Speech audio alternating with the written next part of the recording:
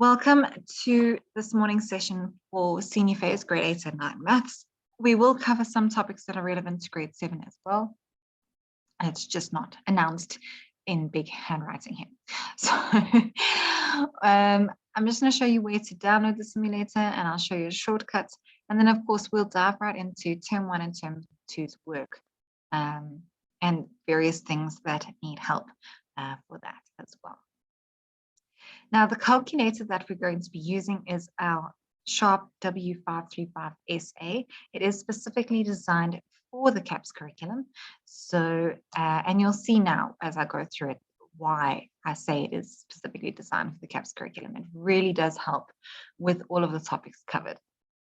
Here is a list of worksheets or links that you can use. The Maths Journey has got grade 7, 8, and 9 worksheets. And then, of course, Maths Sharp's got grade 8 and 9 worksheets. So what's also nice here is Worksheet Works. You can sometimes find stuff that's relevant for grade 8 and 7.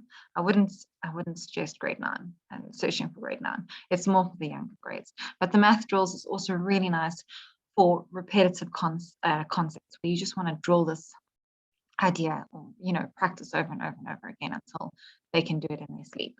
So Math Drills is really nice for that as well.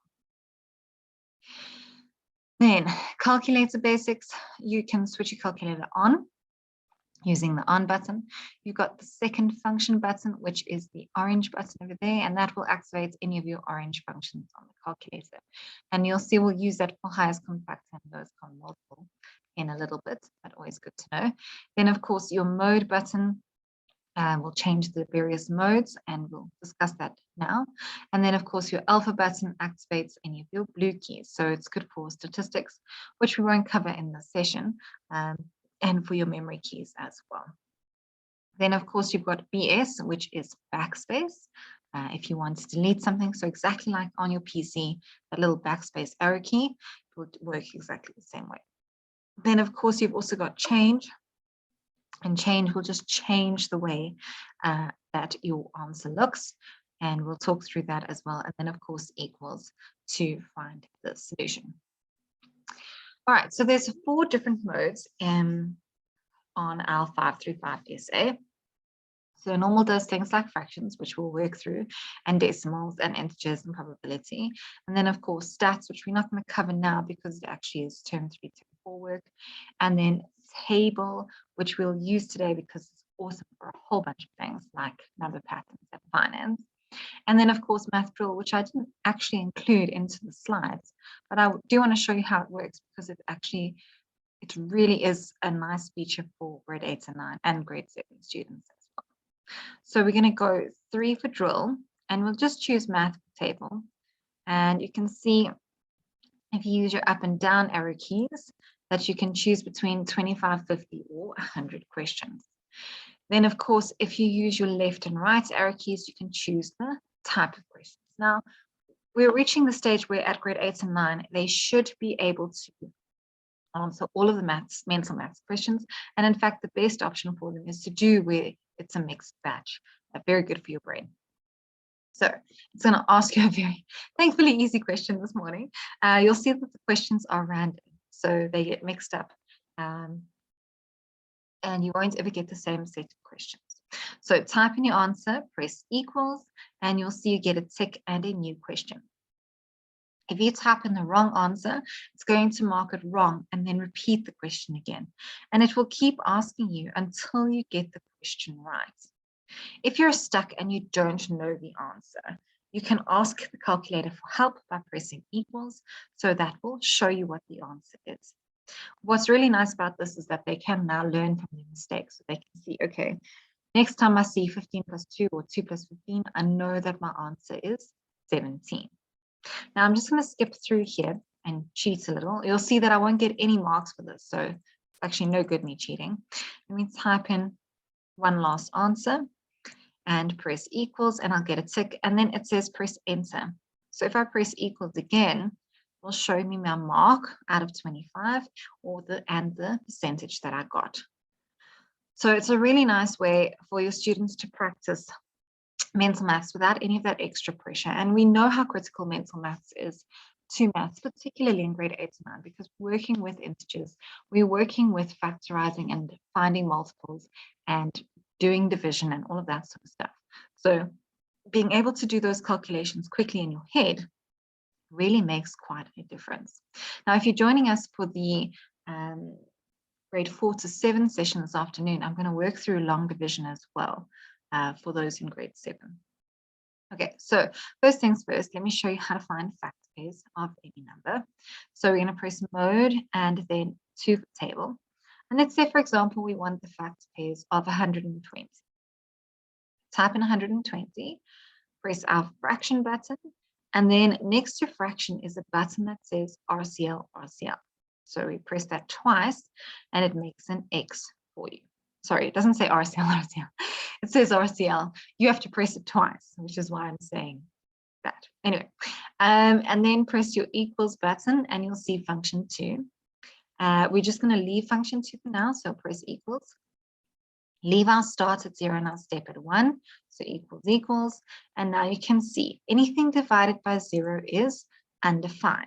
Okay, now in grade 8 to 9, that's as far as we go. But it's good to see the little stripy line because in grade 10, we talk about an asymptote, which is the undefined line.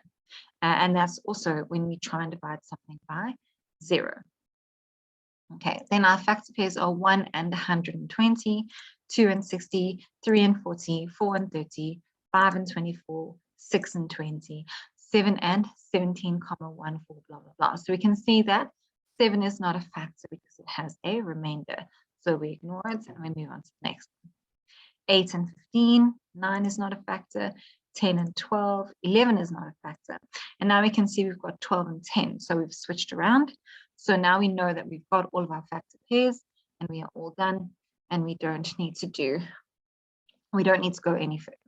Now, what's really great is you can put as big a number as you like into your factor pairs because your table is actually unlimited. So you really can go for as long as you like and you're not going to run out of space ever, which is awesome, right? It does make things easy to do. So what's also really nice is now that I've gone so far is even though we started at 0, you can of course go back into the negative side and integer side as well. And you'll see that negative times a negative is still a positive. So it's a good reinforcement of our integer rules as well. All right, the next cool thing that you can do using your table mode is finding multiples. Oh, sorry.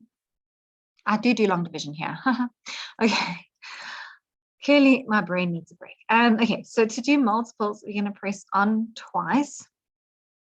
And what we're going to do is, let's say we want the multiples of 7. So we type in 7, and then we just multiply it by x. We say RCL, RCL. Okay. And equals, equals, equals, equals. And now we've got all of our multiples here. 1 and 7, 2 and 14, 3 and 21, 4 and 28, and so on. So we can see 7 times 7 is 49, 8 times 7 is 56, 9 times 7 is 63, 7 times 10 is 70, and so on. Okay. So this becomes really handy when we want to work through long division. Okay, so the rhyme is DMSB, which stands for Daddy, Mommy, Sister, Brother. That's the rhyme. And you use it, you say divide, multiply, subtract, and bring down. So I always write it on my students' pages so that they can see it, and that reminds them to follow the steps in a circle. So if we're doing this calculation here, we've got 896 divided by 7. Let me just share my calculator as well.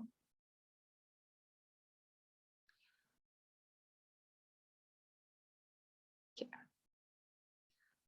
I'll just redo this here. So 7 goes into 8, 9, 6. Now, what's really great here is we can use the calculator and we can look for 7 goes into 8, which is really easy. We know that's just 1, right? Because anything bigger than 7 is 14, which doesn't work. So here it's just 1. So that's Daddy divide. Mommy says multiply. So 1 times 7 is 7. And we subtract. And sister subtract. So we bring our 9 down, brother bring down.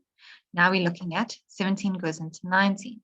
So if we look again at our calculator, we can see 2 is 14 and 3 is 21. So 21 is too big, so it must be 14. So now we say 2 times 7 is 14. So there we go, sister subtract, and we're left with 5. And then brother bring down, and we've got 7 goes into 56. And again, we can scroll through the table and look for 56 or less than 56, and we can see an exact answer, which is 8. So here we just type in 8, so 8 times 7 is 56, and we are all done. So it's a really nice way to do long division. Now I have done quite a simple example, but you can use this with multiples of anything. So if you had 13 going into this calculation, which we can do quite simply. Let's do it quickly. So let's say, for example, we want to say 896 divided by 13, right? So on our calculator, we get the multiples of 13. So we're going to say 13 times x, so RCL twice, equals. Okay, now 13 doesn't go into 8, right? So we'll leave that. So we're looking for 13 into 89. So we just scroll through our table and we see that the best fit is going to be 6, which is 78. So here we've got 6, and 6 times 13 is 78. Sister subtract, so we left with 11, right? And then brother bring down gives us 116. Now we go look through the table and we see that 9 is 117, so that's not going to work, so we have 8. So here we'll have 8. 8 times 13 is 104. And then we have sister subtract. So 6 minus 4 is 2. 1 minus 0 is 1. 1 minus 1 is 0. There's nothing to bring down. So our remainder is 12. Okay, so that's just a brief way of helping students, particularly those who struggle with long division, and especially when it comes to long division, where we are dividing by 2-digit and 3-digit numbers. Now, this is also, again, quite a basic example. Obviously, you would have a bigger number like a 4-digit or a 5-digit being divided, but it does show you exactly why it works like it does. Now, we also have highest common factor and lowest common multiple available on the calculator. So what we can do is, oh dear, sorry, I was a dorm. There you go. So what we can do is we can press home, and home just takes us back to normal mode from whatever other mode we are in. So it's just like it doesn't take us home, unfortunately. We're not that clever yet, but it does take us back to normal mode where we need to be. Okay, so to find the highest common factor of any two numbers, let's say we have 12 and 18. We can say 12 and second function and 2.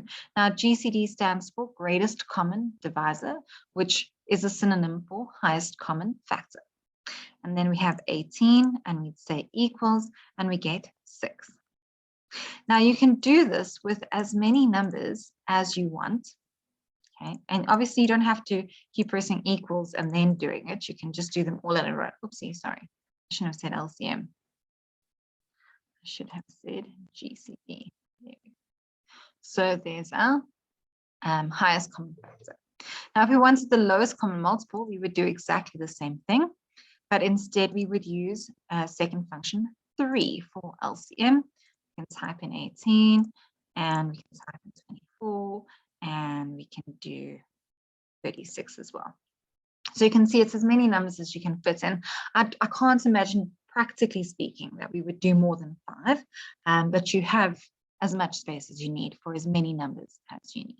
Okay, so what is LCM? It's also the LCD, which is your lowest common denominator. So this is a really nice way to find the lowest common denominator. as well.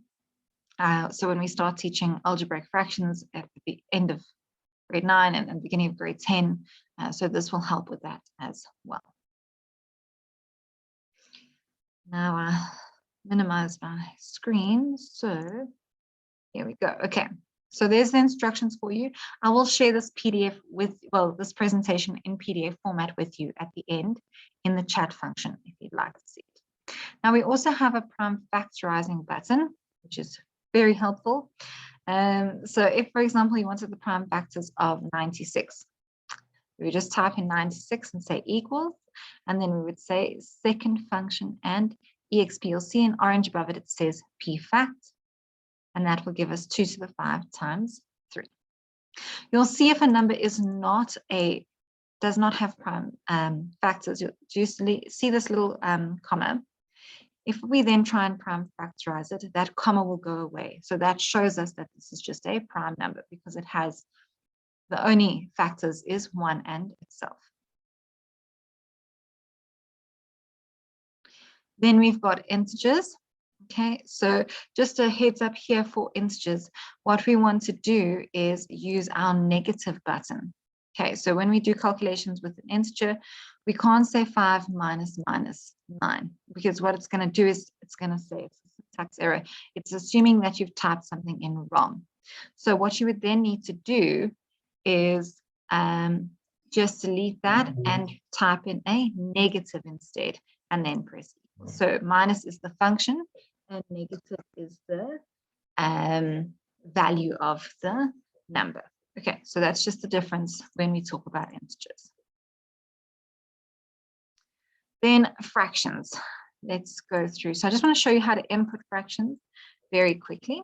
So the first way is to first press your fraction button, okay, and then to say whatever your numerator is, and then to type in your denominator, and then to press your right arrow key. So you use your arrows to move around your fraction.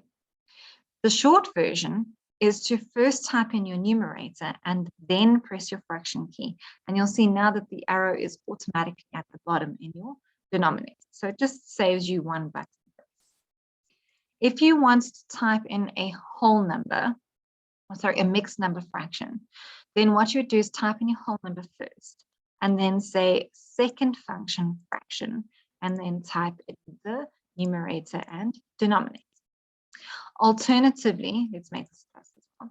You can also press your fraction button first and then press your left arrow key and then type in your whole number and go back and fill in your denominators or your numerator and denominator.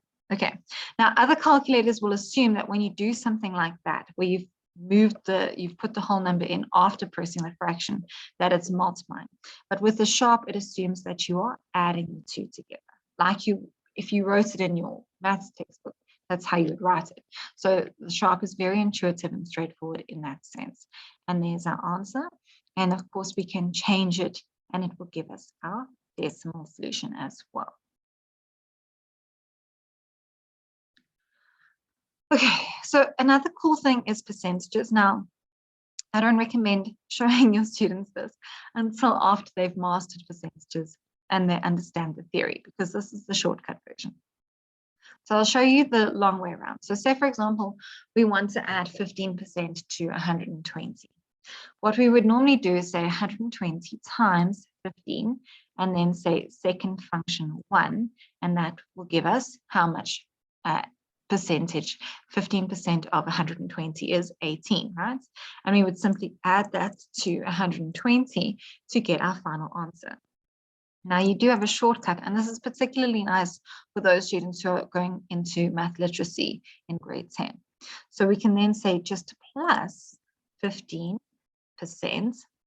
and it will do that same calculation for us in one step. So it's just a shorter version.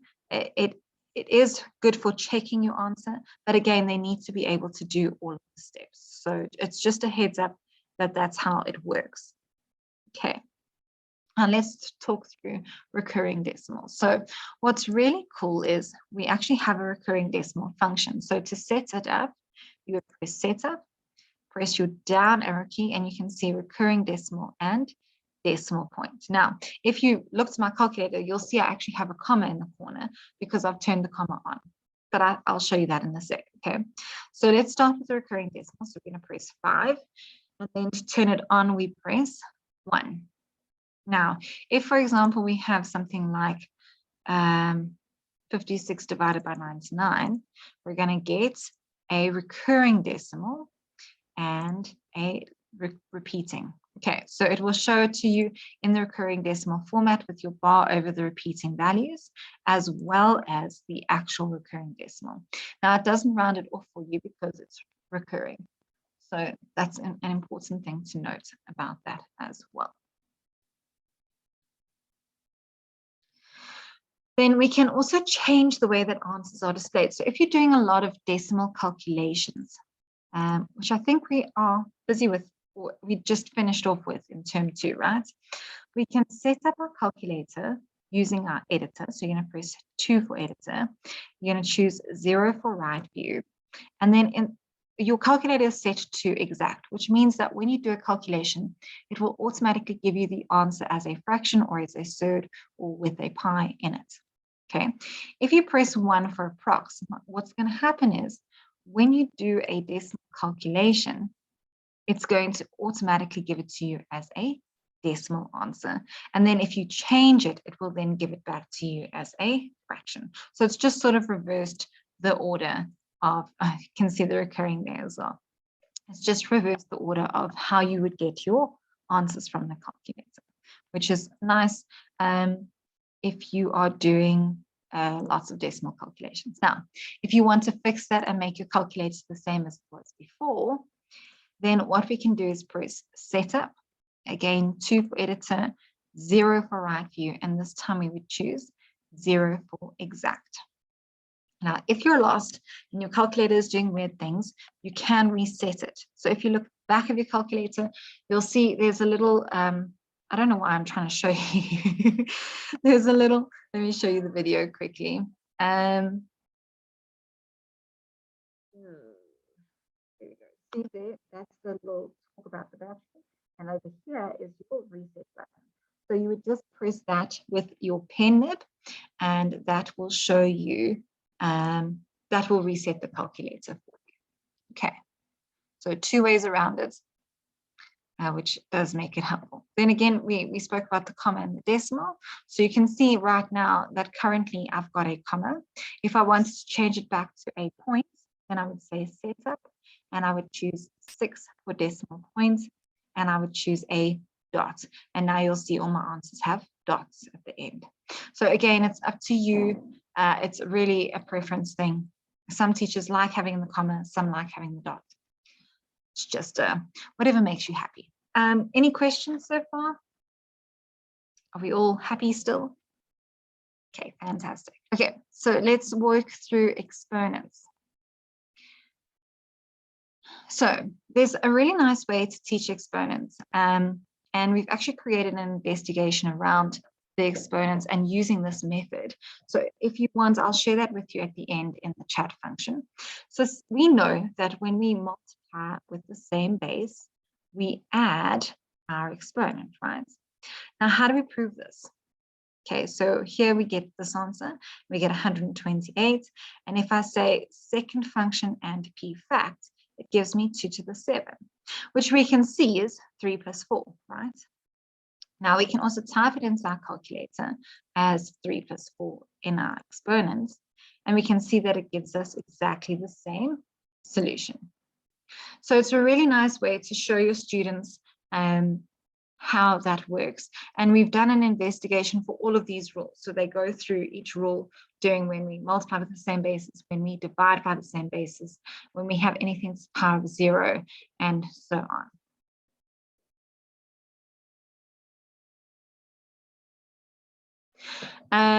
Right, and then of course you've got scientific notation. So to input scientific notation, there's 2. So if, for example, we have 5.3 and it's to the power of times 10 to the power of 6, we can either use our exp button, which is the E, and we just put in 6, which is a little bit confusing. So there is another option, which is to say times, and then we use second function and our log button. You'll see it says 10 to the power of, and then we just type in our exponents. And of course, you can do it very old school where we can say, sorry, I missed the point there, where we can just write in times 10 to the power of, and then write 7. Okay, so any of those will work. The only difference is your E now represents times 10 to the power of. Thanks, Nanz, and your name has escaped me, Nanzalela. I appreciate that. That's awesome feedback. Okay, so that is scientific notation. Cool. Now you can also set up your significant digits. So here you can see we've got quite a few digits. Here we've actually got 5. So we can set up our scientific notation by pressing setup, choosing 1 for FSE, and then choosing 1 for scientific. And if we wanted 3 significance places, we can now see that it's got 4.58 instead of 4.58. Okay. Now, if you want to go back and make your calculator back into the way it was, set up 1 for FSE, and you just choose 3 for norm 1, and that will give you back what you needed. So you can see it rounded it off for you as well, which is quite handy. Okay, so those are the steps to follow. Good stuff. Number patterns, we all still good? No questions yet? All right, great, fantastic. So if, for example, we are given a formula, which is 3n plus 5, and we now want to explore how that works, what we would do is press mode and 2 for table, and then we would say 3x, so RCL, plus 5, and equals. Leave our start at 0 and step at 1. There's no point in changing it. And we can see that if we start our pattern, because when we talk about patterns, we start from position 1. So here our x should be 1. That would be our first position value, which is 8, 11, 14, and so on. Okay. Now we can also work out patterns. So I'm just going to do this briefly with you. So here we can see that the common difference is plus 3. So we have 3 here. Then to find our add, what do we add? We would say 11, which is our first, and we'd actually just go backwards 1. So we'd say 11 minus 3 is 8. So our pattern formula is 3n plus 8. Now again, we can check this using the table mode of our calculator. So we can put in not 3n, but 3x plus 8. And we can make our start 1 because that's patterns. And there we got 11, 14, 17. So our pattern is correct. And our formula that we've created for this pattern is correct. And we can move on from there. Geometric patterns is where we multiply by a common value. So if we multiply it by 4 every time, and our first value is our 3, so we'd write that there. So our formula will just be 3 times 4 to the power of n minus 1. So now what we can do is we can say, if we want to check this again on the calculator, just press on twice, and then we'd have 3 times 4 to the power of, again, we don't have an n, we have an x, minus 1, and equals, leave function 2 equals, and we can see that our pattern is correct because our first 4 values are correct as well. Cool. So functions and relationships. Any questions so far? We're still all good and happy. All right, great. So just some theory. So we need to be able to do a function and relationship, and we need to take it from 3 different ways we can show this. So in the table mode, like we have in our calculator, we have the flow diagram, and then of course we have the formula which specifies, okay, 5 times 5 plus 10 is 15. So our formula would be whatever your input value is, x plus 10 is your final solution. Okay. So we need to be able to relate between the 3 of these types of functions. Okay. So again, I'm not going to repeat myself because we've literally just done for the patterns, but we can see that we can type in anything and it will give us an input and an output value. What's great here though is, again, I may as well do it.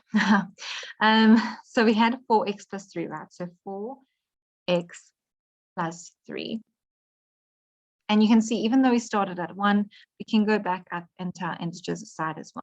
So our x would be our input value, and our y would be, or our answer would be our output value. Okay, and we can do the same thing with the geometric pattern as well. So I'm not going to repeat that. Okay, awesome. If you have joined us on YouTube, thank you very much. I hope that you found the video work helpful. And if you do have any questions, you can find us at maths@sharp.co.za to download the free simulator or to get any worksheets to help you along in your maths journey. Cheers.